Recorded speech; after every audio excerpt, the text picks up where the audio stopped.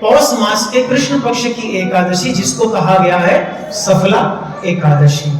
इस कथा को हम श्रवण करें। युधिष्ठिर जी ने प्रश्न किया, हे मधुसूदन, पौष मास की एकादशी का नाम क्या है, इसमें किस देवता की पूजा की जाती है, और इस व्रत के बारे में मुझे सारी जानकारी दीजिए।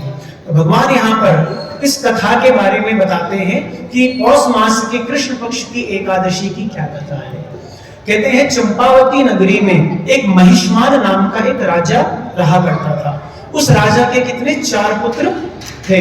उन सब में लुम्पक नाम का जो बड़ा पुत्र महापापी था तो बड़ा पुत्र, लेकिन वह महापापी था। वह सदा पर स्त्री गमन, वैश्यागमन में अपने पिता का धन नष्ट कर दिया करता था तथा देवता, ब्राह्मण और वैष्णवों की निंदा किया करता था।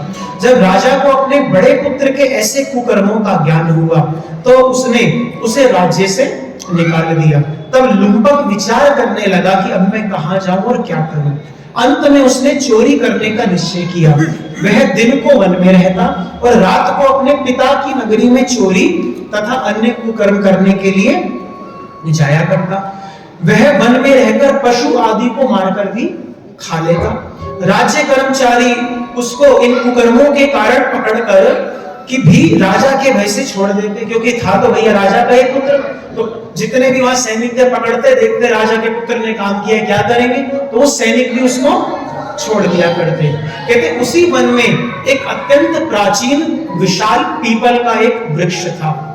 वृक्षों में भगवान कहते हैं मैं पीपल का वृक्ष हूं। जहां हमने कहा ना भी गीता जी में भगवान वर्णन करते हैं अपनी विभूतियों का, तो भगवान कहते हैं वृक्षों में कौन है, वो पीपल का वृक्ष कौन, साक्षात भगवान का ही स्वरूप कहा जाता है। इसलिए पीपल को कभी भी काटना और ये तोड़ना ये सब नहीं चाहिए। पीपल को कहते हैं जो देवताओं के समान पूजा जाता है, उसी वृक्ष के नीचे लुम्पक रहता था। कुछ समय पश्चात पौष कृष्ण पक्ष की दशमी के दिन वह वस्त्रहीन न होने से शीत के कारण रात्रि भर सो नहीं सका। दशमी तिथि की रात्रि आई, उसके पास कपड़े थे नहीं, और पौष मास में आप सब लोग जानते हो ठंड कितनी पड़ती है। अब उसके पास कपड़े थे नहीं, तो ठंड के कारण वो सो नहीं सका। दशमी की पूरी रात्रि वो जगा रहा।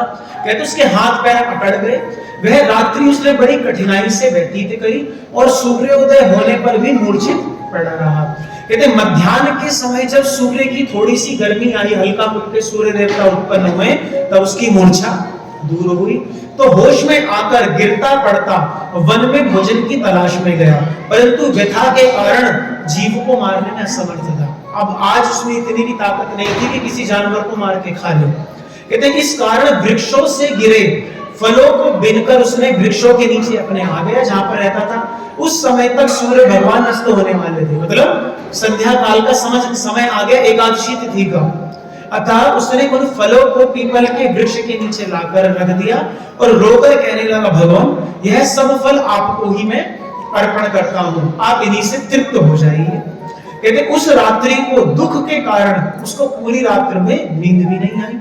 उस उपवास और जागरण से भगवान अत्यंत प्रसन्न हुए और उसके सब पाप उसी क्षण नष्ट हो गए।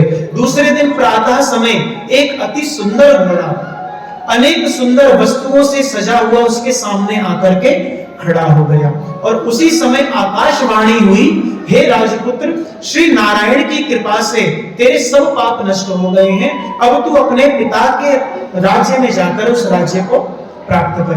आकाशवाणी सुनकर लुम्पक बड़ा प्रसन्न हुआ और दिव्य वस्त्र धारण करके कहता, भगवान आपकी जय हो। ऐसा कहकर अपने पिता के पास गया और उनको सारी कथा सुना दी कि वन में मेरे साथ ऐसा ऐसा बीता है पिताजी, और आकाशवाणी मुझे ये बोलकर गई है।